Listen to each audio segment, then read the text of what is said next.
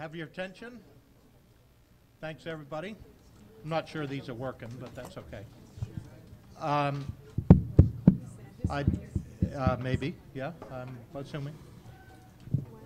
Like to call to order the workshop on key performance indicators and welcome you all here. Robert, we can start now that you have arrived.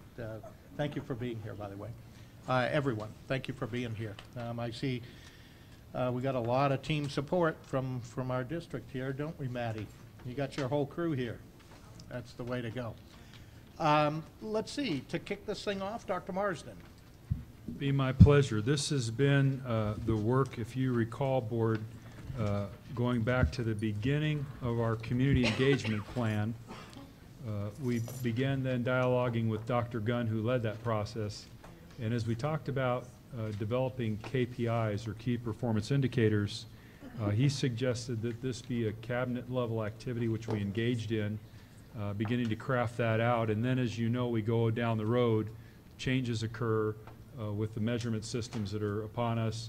We make changes. So what we're bringing back to you tonight is kind of a walk through that process, where we are now, and how we'll go into a place now of involving key staff in the decisions as we solidify these performance indicators and build systems of measurement to ensure we're doing the work. So with that, Dr. Volkemer's been tasked with leading this work and has done a stellar job, and he's going to go ahead and make that presentation. So with that, I'll turn it over to him. Thank you, Dr. Marsden. Good afternoon, members of the board, members of cabinet, staff, and guests. It's a pleasure for us to be here today and do our very first update on the district's key performance indicators.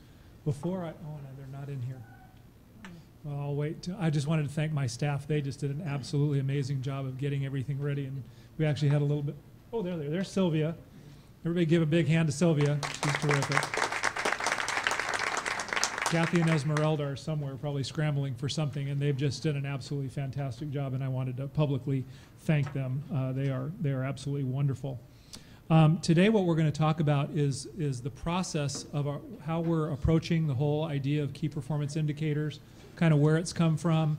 We are going to give you some work time to look at our results, but we did, as we were planning this out, it's a huge document. There's a lot of information there, and we really, as we were thinking it through, determined that if we went line by line, we only have about an hour, we would be here for weeks, really. So we're going to give you some review time, then give you a process for giving feedback and questions that we can come back to in a meaningful way. So today what we'll talk about is a bit of history, where we've been as a district leading up to this point, the connection between our community engagement plan and our key performance indicators, the results, and we'll have an activity for you to do during that portion of the time, some recommended modifications as we learn and grow and get to know our community engagement plan better. We haven't passed those out yet, Maddie, but thank you for the prompt. I just had a question. No, there's a couple things we haven't passed out yet because we knew if a good teacher doesn't pass out the handout until he or she's ready to have keep people look at the handout.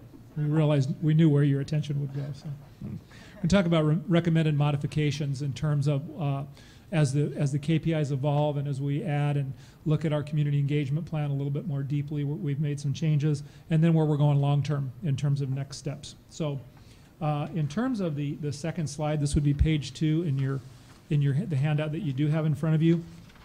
We just wanted to kind of put this in perspective for a minute or two. The district, for those of us who have been here more than a few years, the district's had plans before. We've had a number of different types of plans, and some that were even a little bit strategic in nature, but really not ever one that we could call a community engagement plan, one where the entire community was behind the effort of creating a strategic plan for what they want to see in their school system. We've also had a variety of objectives in the past, and if you were around long enough, you can remember the 3rd grade reading objective. Who remembers the 3rd grade reading objective? Yeah, some of us do. We had an 8th grade objective. We had a 9th grade objective. Then we had the customer service objective, if you remember. But those objectives were really not tied back to any sort of strategic plan per se. Today, we have a strategic plan, a very strategic plan. Our community engagement plan is one that is very powerful. It will be long-lasting, And the KPIs are designed to be measurable objectives that are aligned directly to that plan. So we're in a very, very good place now, thanks to the foresight of this Board of Education and our superintendent. We really have a powerful document that is not just going to be on a shelf where we say, oh, isn't it pretty, and look what we have, but it's really going to drive our work for some years to come. So that's our quick bit of history. In terms of purpose, moving on to page 3, as you are aware, the district spent a great deal of time and effort in terms of involving the community widely in the development of the community engagement plan, starting with a 37-member panel that was from a very diverse group of stakeholders, going out to action plan teams, to 1,000-person gatherings. And if you look at how many people have had input and a touch point into our community engagement plan, it really was aptly named from the strategic plan to our community engagement plan. In fact, we just last Friday, with the great leadership of Linda Bardier, had our annual review of our community engagement plan. A few of our board members were there. And we were able to basically affirm where we are with the plan and what the plan stands for. There was some talk of some really small types of modifications and changes to the plan, but nothing wholesale, certainly not anything significant. Really, that work was more than anything an affirmation that we are absolutely, as a school district and as a community, headed in the right direction with our community engagement plan. So that was very, very exciting to be a part of that just this past Friday. And so what you'll see at some point are some maybe minor tweaks in terms of action plans, but the plan in and of itself remains the same. The intent of the community engagement plan is very simple. It's to improve student achievement and in particular preparation for college and career. That is our primary mindset in terms of making sure that we're moving the dials for students. And that last one, the purpose of the community engagement plan, is to move key metrics. I'm going to use an old saying and a new saying. The old saying in terms of why KPIs is what gets measured gets done. And we've all seen evidence of this. When you measure, when you set out and you're very clear in your communication that you're going to measure certain things, that work gets done. People know you're serious about it, and therefore work gets accomplished. So what gets measured gets done.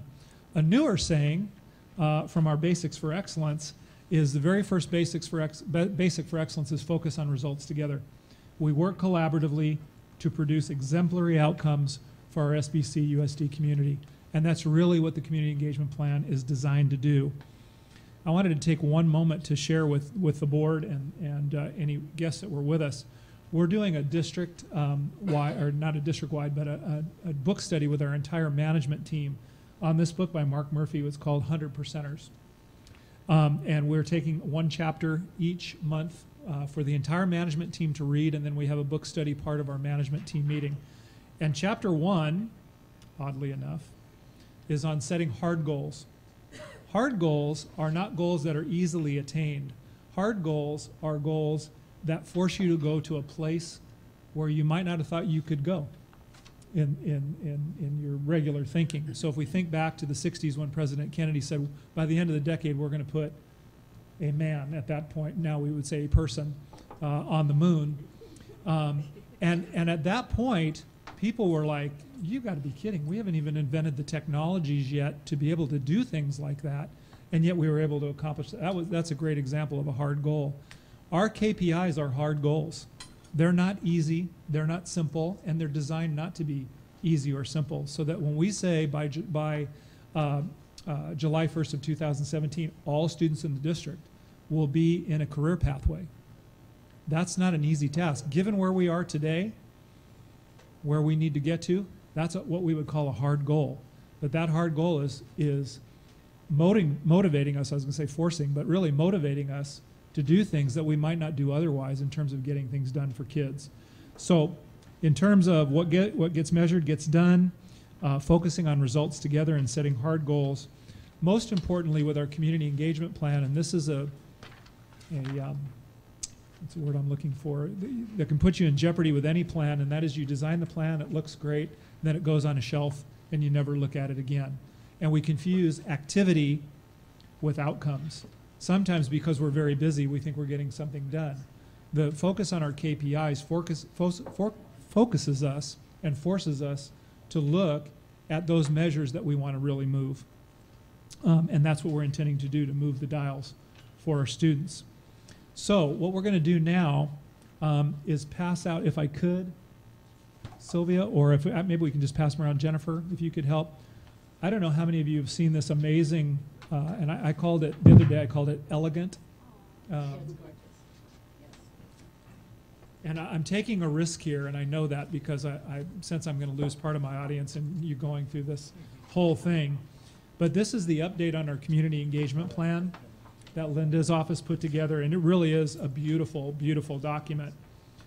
So I'm going to ask that you resist the temptation and only turn to page 3.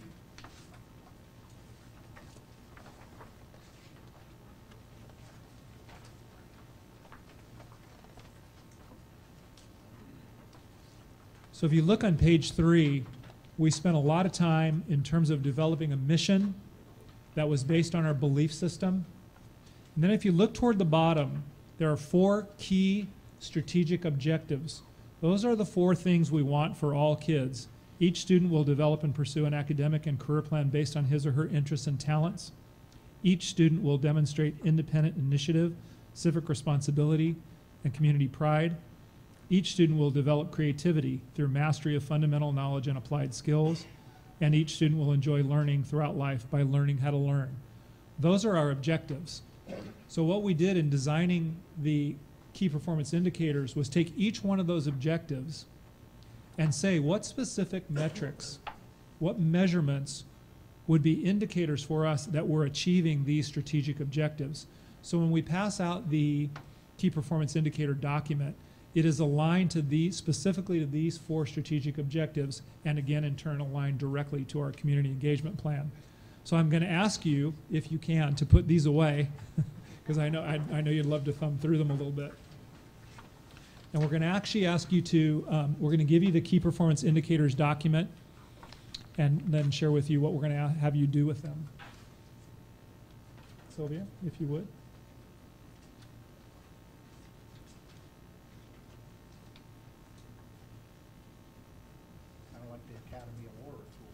Little drum roll. So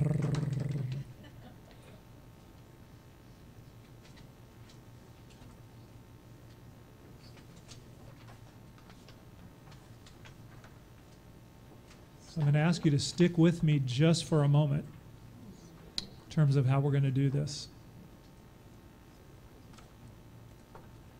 Thank you, Jennifer and Sylvia. As I mentioned, there's a lot here. And if we were to go line by line, it would take us far longer than we have tonight. So I'm going to point out a couple. What we're going to do is we're going to give you about 12 minutes of read and talk time. Okay? And then what you'll do is read through the KPIs, and I'm going to kind of share with you the structure and get you prepped to do that. I'm going to give you about 12, maybe 15 minutes at the most to do some read time and reflection time. What we're looking for is you have right in front of you, you have 2 3x5 cards.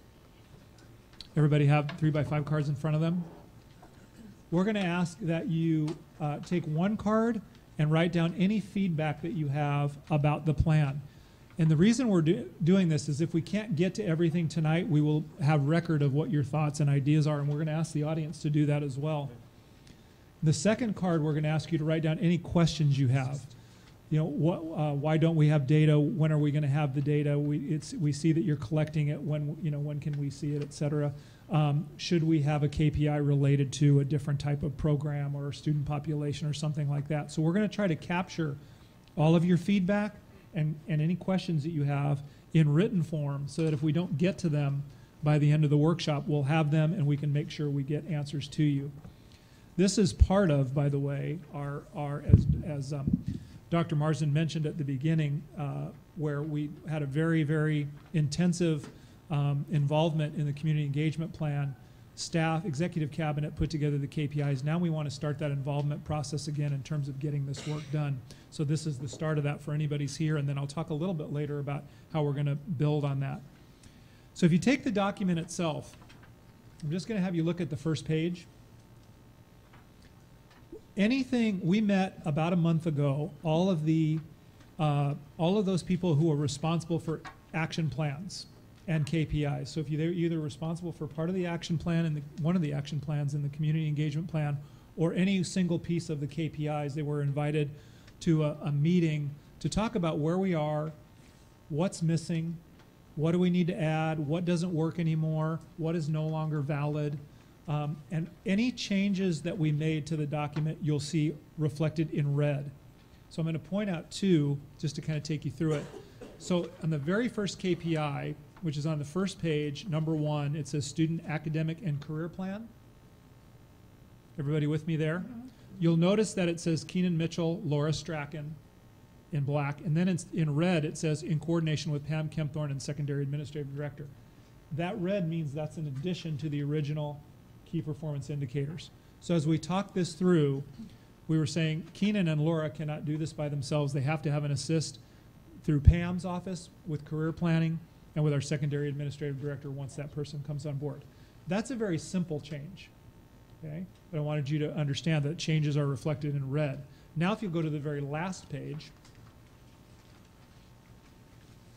you'll see a more significant change in red. If you look at the very last KPI, what we wanted to do is add a key performance indicator related to health, wellness, and safety. So this is one we pick. Students will pass the state's physical fitness testing, and they're tested in grades 5, 7, and 9. Person responsible would be Administrative Director, Secondary Education. So we would set baseline data this year, which we've already done, 21.4%, 20.6%, and then you see our new growth targets for those areas.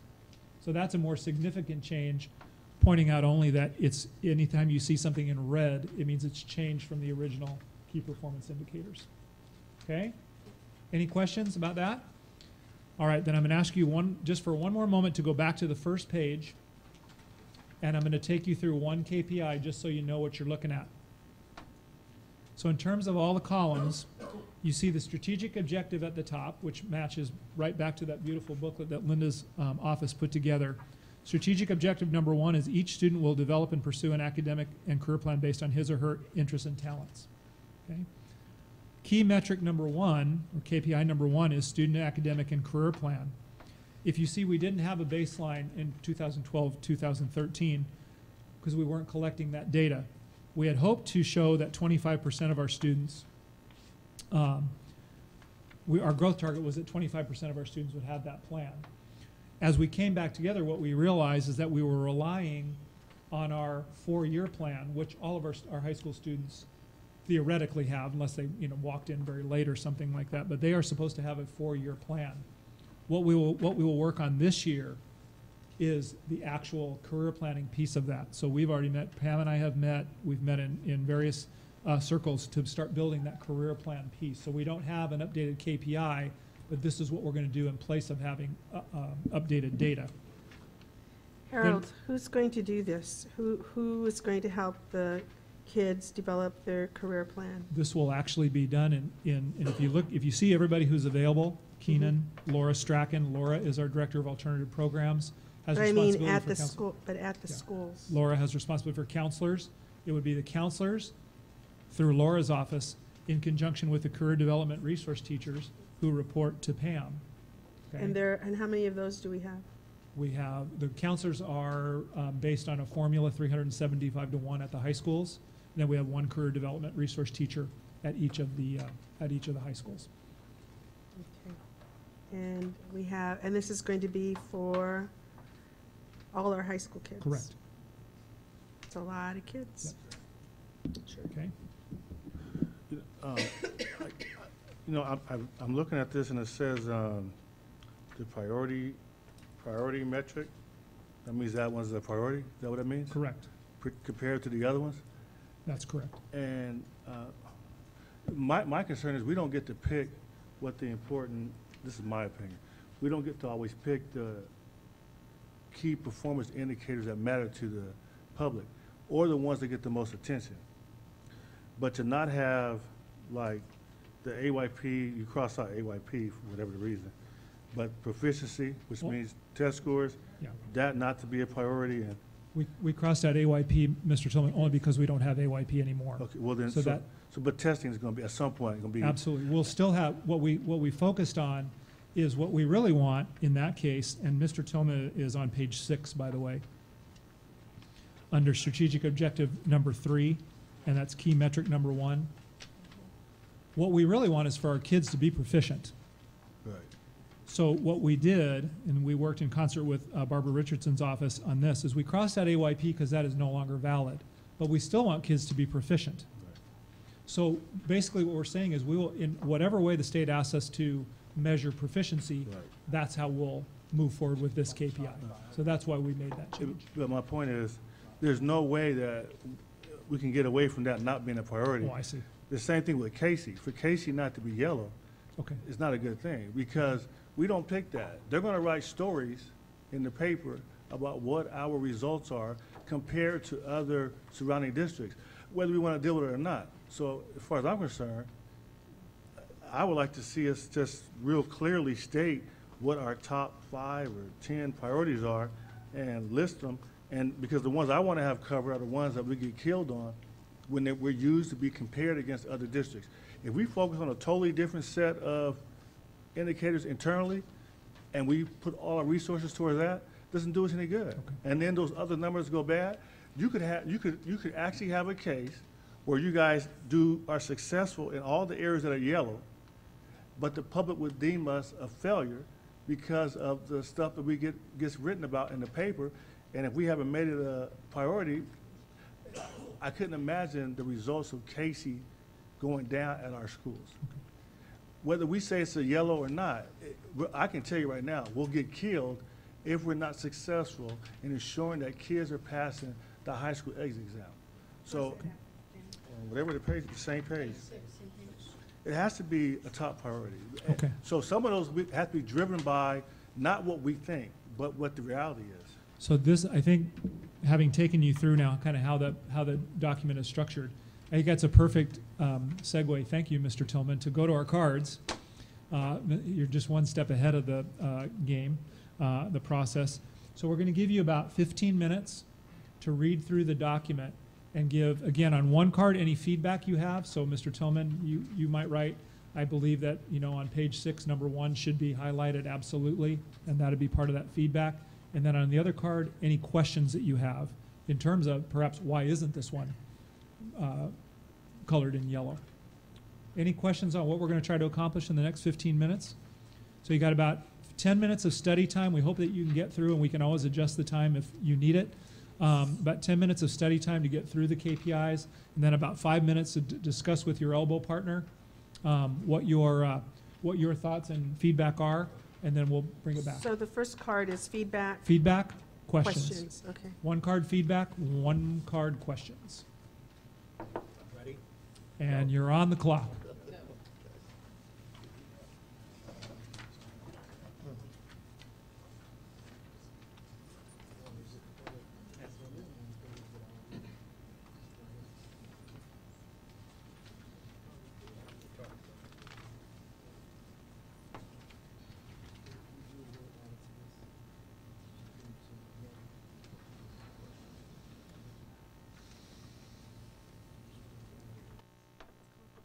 I'm sensing kind of a lull in the conversation, and that perhaps we're ready to move to the next step. So what I'd like to do is just finish the PowerPoint, and that'll take me probably no more than 5 to 7 minutes, just so we can frame the rest of where we're going, and then we can spend any time we have left on your questions and feedback.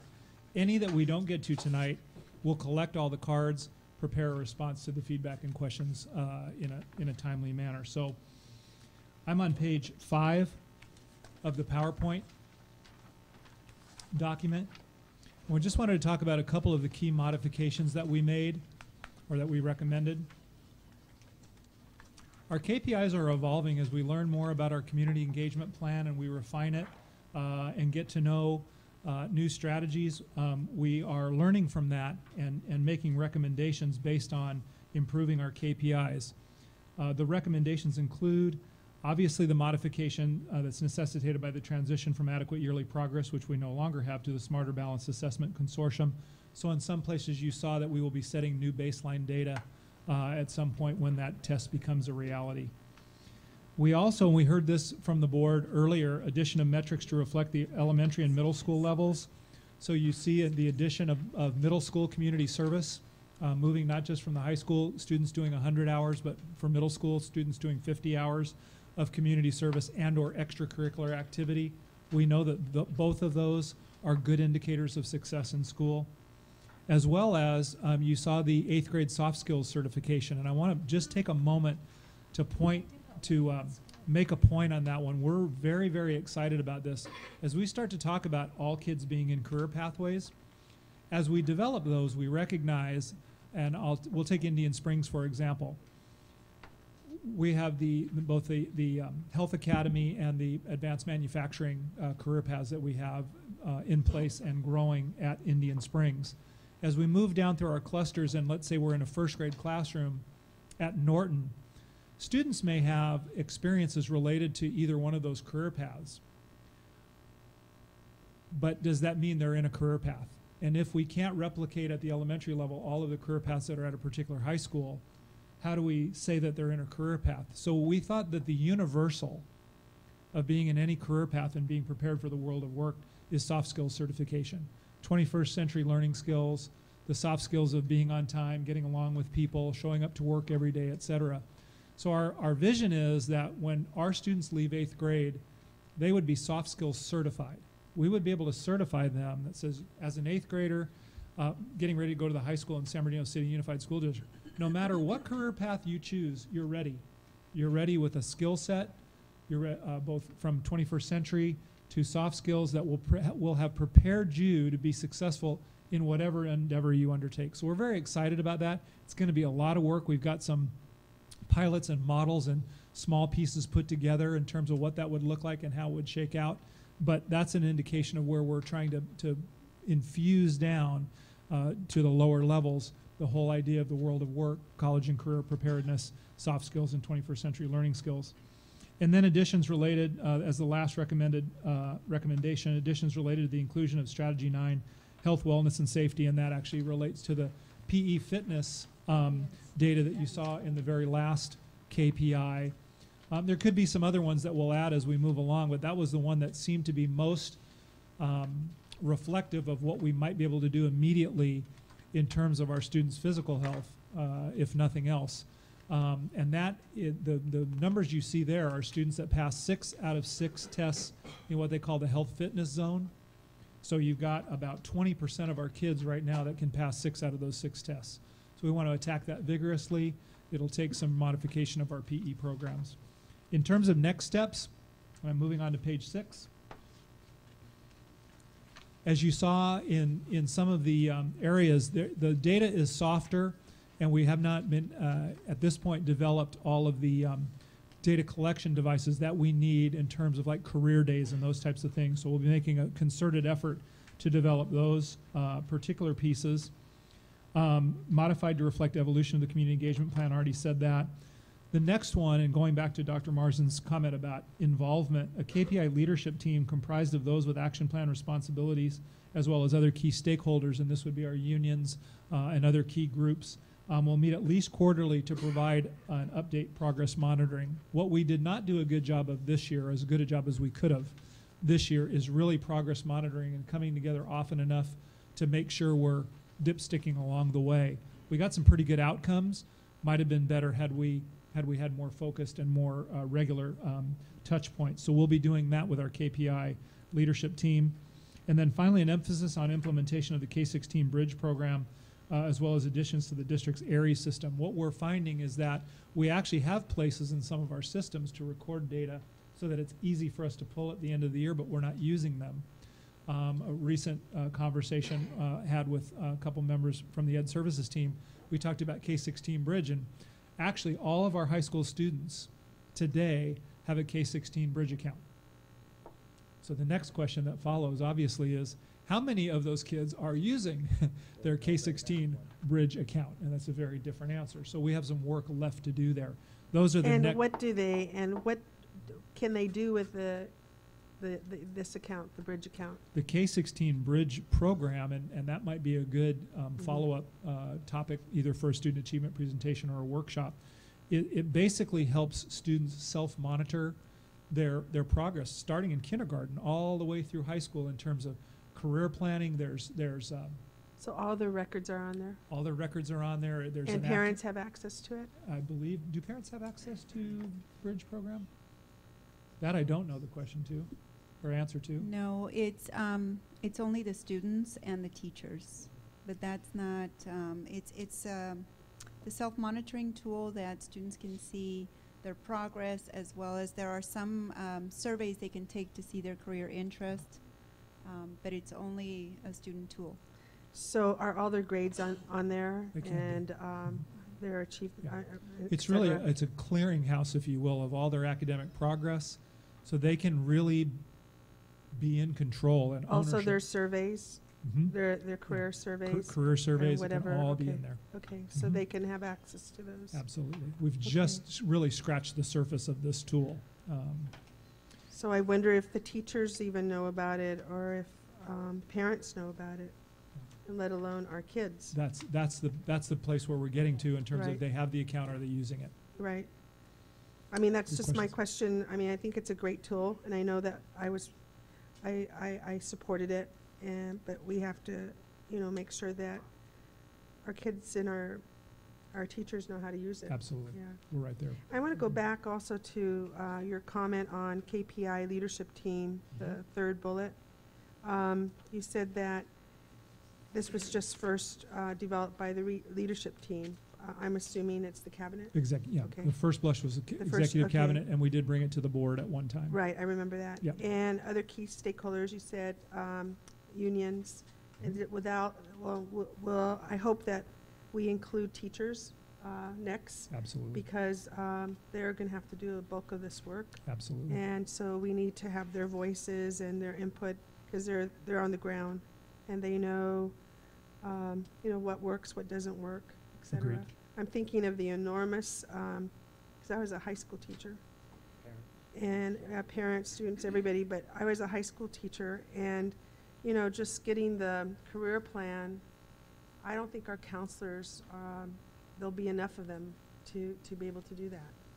And I remember we had home rooms, and that's when we did a lot of the things in home rooms, where we would see them first period for, I don't know how long, but that's where we did most of our work to get out, things that we need, surveys, where we needed to do key things. remember homeroom. So it was the homeroom teachers that actually did the bulk of the work, and then counselors provided support.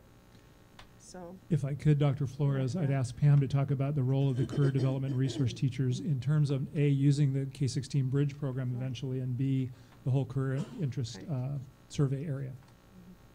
Hello, it's a pleasure to be here. Can you hear me? Yes. Good. So we have a very structured program in our college and career centers, and we have a college and career center on each of our high school campuses, and we have a teacher. We see all students every single year, 9th, 10th, 11th, and 12th, and those students come to the college career centers for a week at a time through their English classes.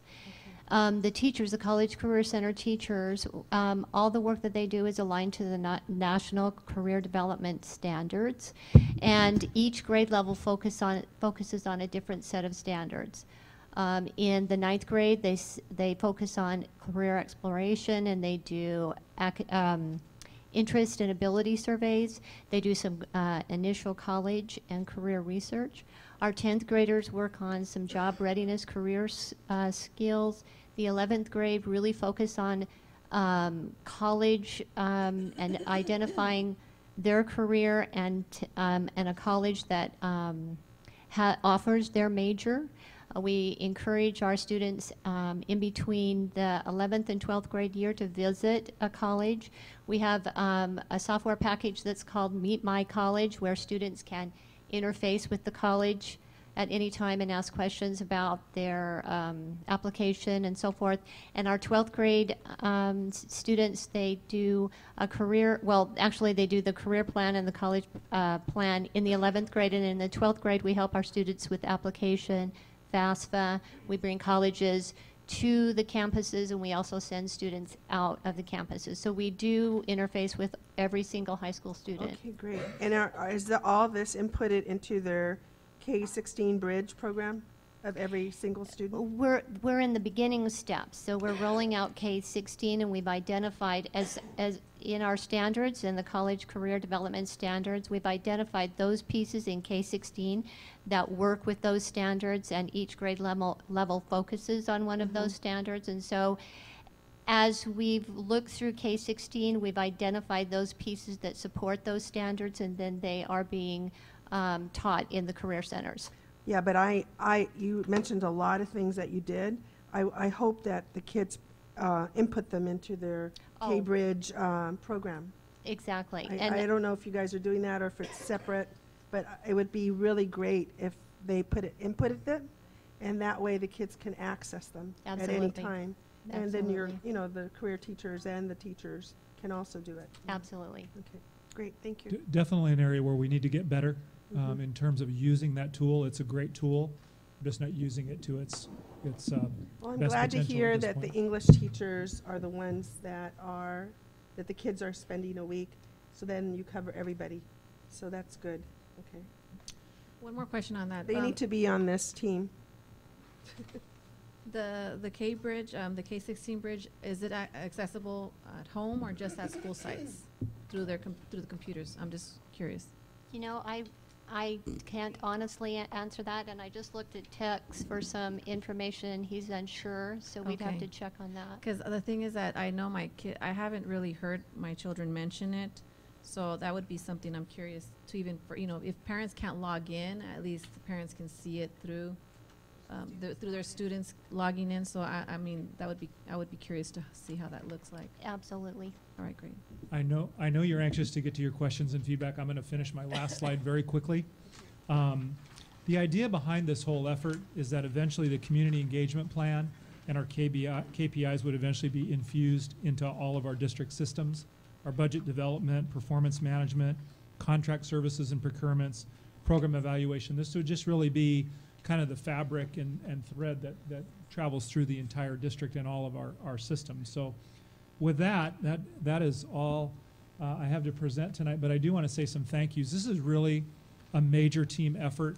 This is, if you look through how many people have responsibility for the KPIs and the action plans, I want to thank Cabinet. They've all, lent a hand with this. Ed Services in particular, and especially Barbara Richardson's office. Whenever we need data, first person we think of is Barbara, and she and her team have absolutely been wonderful in terms of pulling sources to the very, very last minute. This is through about 3 o'clock this afternoon, actually. And so it's as recent as we have. And like I said, we'll come back with any updates that we need to give. But at this time, if you're okay, Mr. Gallo, I'm done with the presentation, so we can open it to questions. Mr. Gallo? Yeah, let me get Bobby first, then Danny. Thank you. And I'll And then see other myself. hands go up. Mine did afterwards. Abigail? Thank you. Okay, first of all, thank you for this document. It's so much more comprehensive than what we looked at when we all, as a board, decided what our strategies were going to be. Because I'm looking at this going, I picked that strategy first over this one as a priority. And so this is really so understandable now, because I'm looking at it and I'm going, we really need to step back and look at what we really want to prioritize. Because as Danny mentioned, we do need to look at our test scores. That definitely should be one of our priorities at this time. And I don't know why we didn't catch that when we were looking at all the strategies and we were saying, this is going to be our priority, this is going to be our priority, because I know that is definitely one of my priorities, and I must have never said that. And the other one that I was looking at too is, if we're talking about career plans and career readiness for our students, then there should be a follow-through within each one of the strategies. To give you an example, on strategy 1, it says that student academic and career plan is our priority.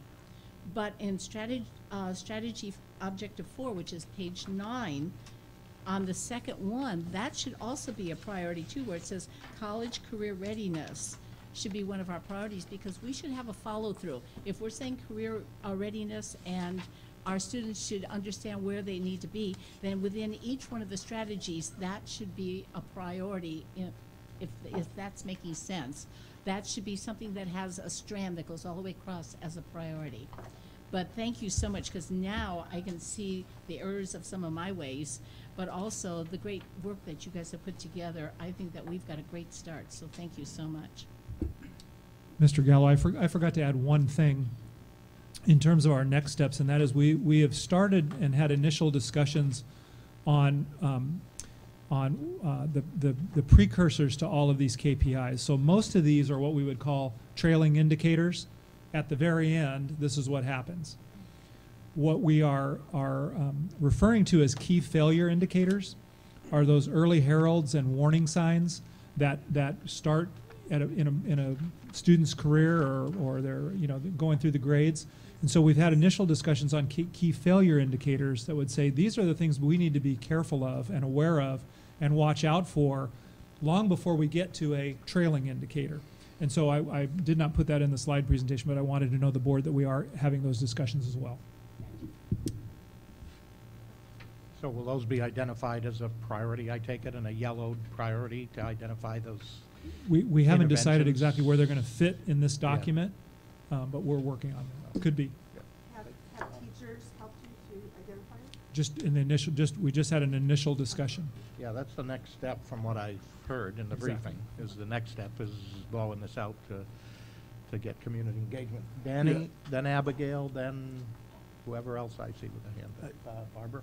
On page 7, you guys list, and you say to the future, you say the KPIs will eventually be infused into the district systems such as budget development, performance management, contract services, and program evaluation. And that's why I think it's critical that we prioritize what our top KPIs are, and we don't lose sight of the fact that whether we want to or not, we're going to be compared against other districts. So some of those, it should be up to you guys to tell us what those key indicators are that are going to be used to compare us against other districts. It would be a disaster for us to not include those items as top priorities. Because if we have a list of key performance indicators and then one comes out comparing us to other districts, but we haven't provided any type of funding because it's not a priority to ensure that we compete, it doesn't matter what we say internally, we're going to be looked upon by our parents and students and even the staff as not being successful. So I think we need to be cognizant of how the world outside sees us. I did a Ask.com, I went to Ask.com and put in what's a good elementary school in San Bernardino. And immediately the first site that came up was greatschools.org. And so they're using their own type of performance indicators, which also leads to the fact that we need to make sure our terminology is in line with theirs, because these are the areas that parents go to when they're looking at choosing a school to go to and whether or not they want to keep their kids in that school. And they use terms like before care, after care, transportation, hot lunch, cafeteria, gymnasium, playground. Other key ones, special education, second language classes, gifted access, all these things we talked about, but they can be used as key performance indicators, whether you have a PTO or PTA, clean and well-kept facilities, safe and secure campus, safe neighborhoods, anti-bullying programs. Those type of things are what the public is already looking for. So if we really want to compete with other schools and other surrounding districts, we can't lose sight of how people are comparing us. And I think we need to focus our money and energy towards those things also, else we'll lose in the race to compete against other schools.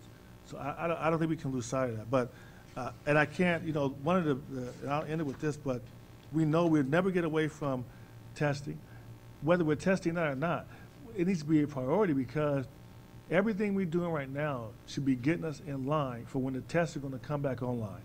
Because the first year those results come out, that's going to be the biggest indicator for everybody of how well we're doing. So that has to be a yellow one. It's the same thing with the high school exit exam. There's no way you're going to convince parents that's not that one of these other indicators is more important than whether or not their kids can pass that test. Our goal there should be every year having an increase in the success rate for Casey, and I say that it should be one of the top five indicators, because we should put money there, because nothing matters if our kids don't graduate, and we know they can't graduate if they don't pass the Casey or if they don't have enough units. So I hope we don't lose sight of that. Sometimes we get too close to the issue and we forget some of these things that matter to just the regular everyday people. Thanks, Danny. Thank you. Abigail? Yeah, I'm glad you mentioned that website. I actually used that back maybe when all my children were in elementary school, trying to find what's the best middle school and There high you go. school for my kids. So that was a great resource, especially with those kind of questions you just mentioned that they offer. First of all, I want to say thank you for the report. I mean, you guys always do a great job with giving us the percentages and the numbers. I just want to point out that with the A through G, it's on page 10. The A through G course participation, it goes hand in hand with the completion. And I know I mentioned it before that we need to add it, and it's missing again. So I'm hoping that by next time they will have it on there, because one thing is participation, the other one is, are the kids actually successfully completing it? And that's very, yes, you have to, and I know we're low, but at least if we see that we're low, we can, find ways of how much are we going to increase for the following year. The other part is I see that for the participation right now, it's 43%. Well, previously from last year, 43%, and then actual is 44%, and the target growth was 55. And then in next year it says 70. So I think the only way I'm seeing that to make sure that most of our kids eventually will have 100% participation is by the A through G policy and as a default. And I know that we're working on that, but I'm seeing that for 70% next year, we have to have something up sooner than later. And I'm glad that we're moving ahead with that piece, is just making sure that we move at a faster pace maybe. And then my other question would be, well, that wasn't a question, but one of my questions is, for this key performance indicators, is this going to be a yearly update, a quarterly update? Because honestly, I would like to see this more often, just to see how we're doing, not just once a year. So I don't know what the intention is, if this is going to be something once a year or several times a year. A number of the data sources within this document, Ms. Medina, are only given yearly. So proficiency rates on a standardized test we would only get yearly. If you look at A to G, for instance, you can do benchmarks there quarterly, even if we wanted to do something like that. So some of them would only be available yearly. Some of them we can give you more frequent updates. It's just to make sure that we're, like you mentioned, there's indicators. Okay, are we doing better? Are we doing worse? Can we fix this, or how can we improve? And so it's just to make sure that we're on top of it. And I'm glad that you guys are planning it, or will be doing that leadership group with the KPIs. I think that's very important, just to keep an eye on it.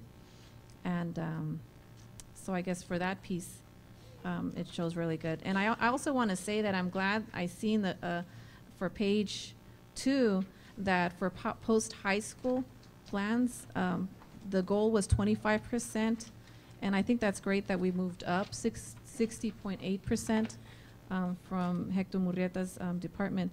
How many students is that, though? I'm just curious. Is that are you looking at? Is this all graduate? All graduates? All of the graduates are surveyed. Okay. Yeah, all graduates are surveyed Okay. out of Barbara's office. Right? Okay.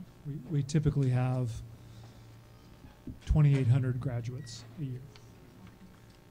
Thank you. Barbara?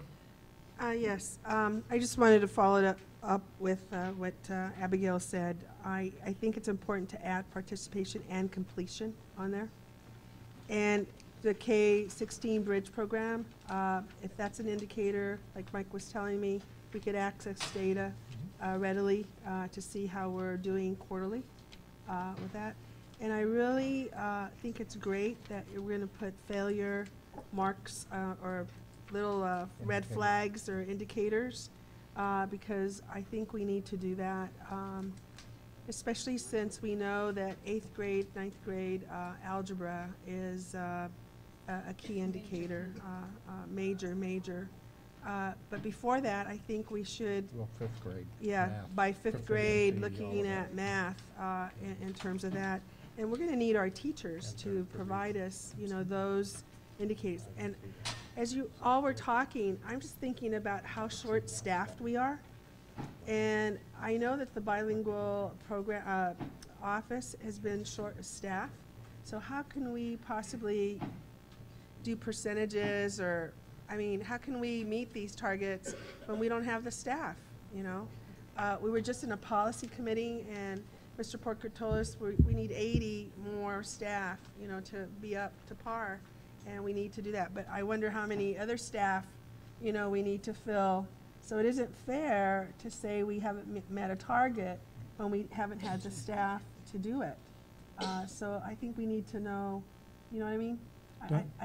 I mean, like attendance officers, if we don't have enough attendance officers, how do we know, you know, that we're I mean, if you don't have enough people to do the work, I mean, our stats are going to be down. If I could, real quickly, Dr. Flores, we spent 2 days last week with Yeah. Steve Zweibeck and Tim Dalmo from Australia on what are our most important things we can do. We went through a process called an Enneagram. Oh, yeah. It goes through it. I like You that. know the Enneagram? I do. And the last piece is the work. Right. And that was the piece that they didn't take us through because that's what we have to decide based on all of those priorities and all of the, you know, Right. intentions and guiding principles, et cetera. One of the things we came up with in terms of the work as a highest priority is filling vacancies. Right. And we made a very conscious effort to say we are going to spend from now until January 1 with an all hands on deck approach to get not just, you know, not setting a goal, but setting a hard goal in terms of how many of those Right. positions we can fill. We have eligibility lists now. It's just a matter of exercising, doing it. of Okay. actually doing it. And Dr. Wiseman has great plans and has been a great leader in that area. So I also want to add, I'm a researcher. Percentages don't mean a lot unless you have the raw data.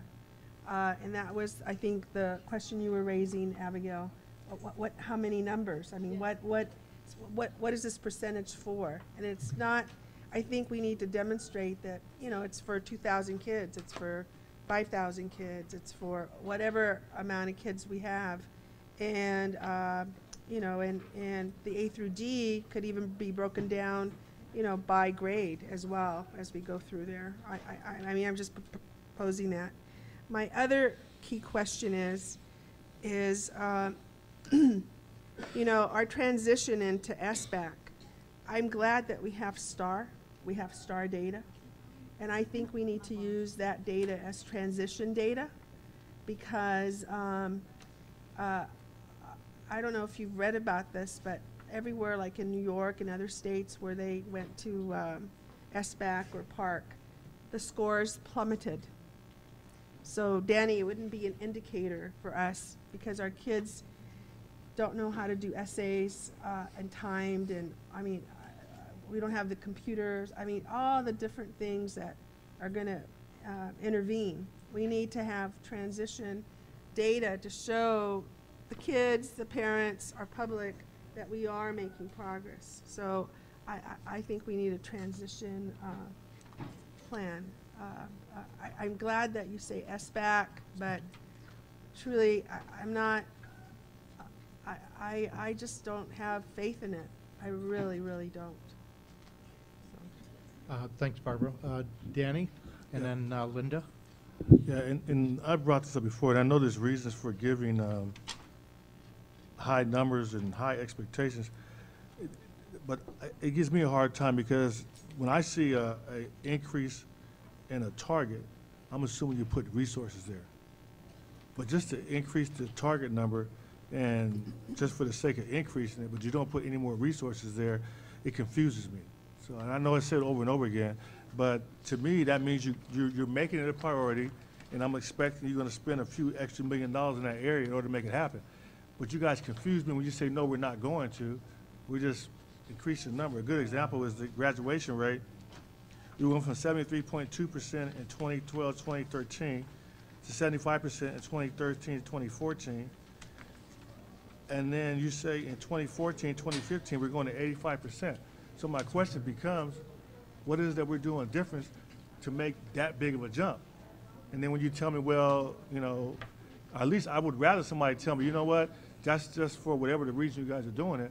But the real number we're looking at is 1.5% drop because we've done this or this, or we see this stuff is on track, or we spent some extra money on this.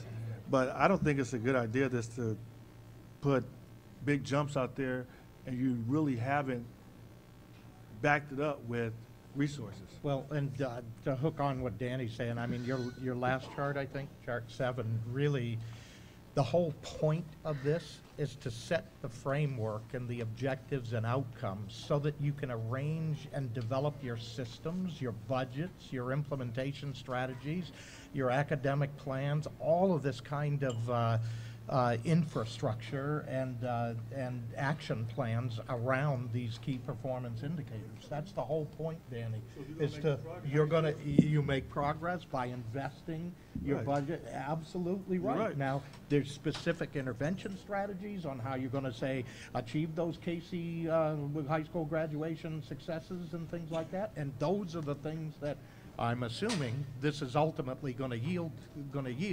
And then measuring those systems, academic interventions, et cetera, that we're implementing here. And so this is putting a whole discipline. Our CBO is going to have a great time, I'm sure. If that's what they're really doing, Mr. Gallo, that's the question I have. Is someone really committing and saying that we're going to reach this number? First, we gotta, I mean, and there's a step here. You know, we're at they've just disclosed this to us. This has been portrayed to us now. The next one is involving those people whose lives are affected by the decisions we're making, i.e. our teachers, our staff, our community, our parents, our kids. And I think to narrow on these, you know, whatever the yellow boxes need to be, whatever the action items and key performance indicators need to be. And then the assessment of the interventions necessary to meet those metric and goals objectives is really the work. That's really the tangible implementation of our strategic plan. And it's just part of a process of implementing action steps and projects, so to speak, that we will ultimately fund, develop budgets and priorities for to see that work move. And so everything can't be yellow. That's the point. I agree. We're kind of getting close. I wanted to give Linda a chance. Yes, And then I just want, is this on? I just wanted to say this is an outstanding beginning, an outstanding bringing together what we've been doing the last couple of years. I mean, we brought it together. It's here. But I am kind of going along with Danny with the idea that I want to be sure that we have 5 or 6 absolute priorities that we as a board see. And that's graduation rates, that's the AGs, you know, the 3rd grade kids, the 5th grade kids. I mean, those kinds of things, that's what we're going to be measured against. That's the kind of thing that the outside communities, our inside communities, want to see. However, I do understand that by going through these different strategies, all of these objectives, we're going to come around and to do it, but we've got to be able to have that information up front. So when we're asked, we know, yes, these are coming forward because this, and this. But the next big step from my perspective is to get these priorities, but then to get the budgeting behind it, to say, here's what we want to do, here's what we've got to do, that staff will come back and say. Again, thank you for a very, very good report. yes, and Linda, on that note, I mean, this is really the core. We want to be data-driven. Those are ultimate outcomes, graduation rates, et cetera, et cetera. However, that's not an intervention. It's not a strategy. It's not an action plan. It's a measurable outcome, period. That's right. But it tells you nothing about what you're going to do to actually achieve those objectives. Yes, they're mandatory measurable outcomes that we got to figure out, you know, how we're performing. But the real intervention is what are we going to do from academic supports and all the data-driven systems that we're talking about and have identified on, you know, student engagement, how many times that improves student achievement, and That's right. how applied Absolutely. learning, technology, and these kinds of hands-on learning experiences relate to student achievement and things. And those are the things that we're going to ultimately be funding on it. Right. Now, do we have any questions Can I from? have Sylvia come around and collect the cards while we're Sure. wrapping up? Any other questions from public? Last opportunity to come step up. Robert, anything? You guys okay? I want to say one more thing real quickly, just to follow up with what Mr. Gallo said about the substance.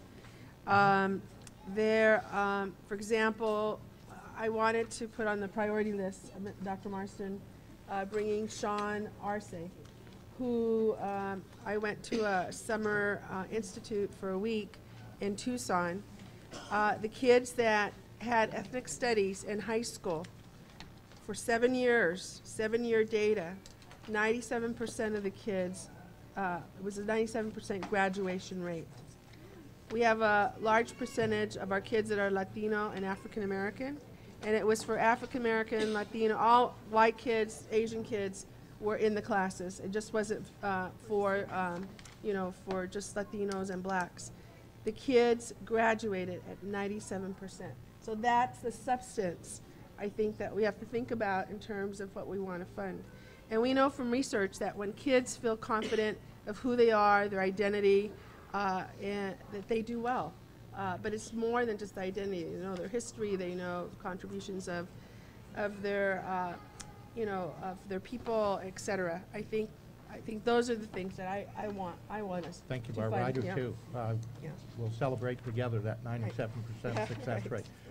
Nancy? Yes, Nancy Sanchez Spears, can you hear me? Elementary physical education. I see on the key indicators that most of it focuses at middle and high school, but we must remember the foundation occurs at the elementary level, and really, kindergarten is meeting standards, preschool is meeting standards, and if we don't have indicators for those students, if we don't have community engagement on the campuses at that level, then when they get to middle school and high school, it's not going to have meaning.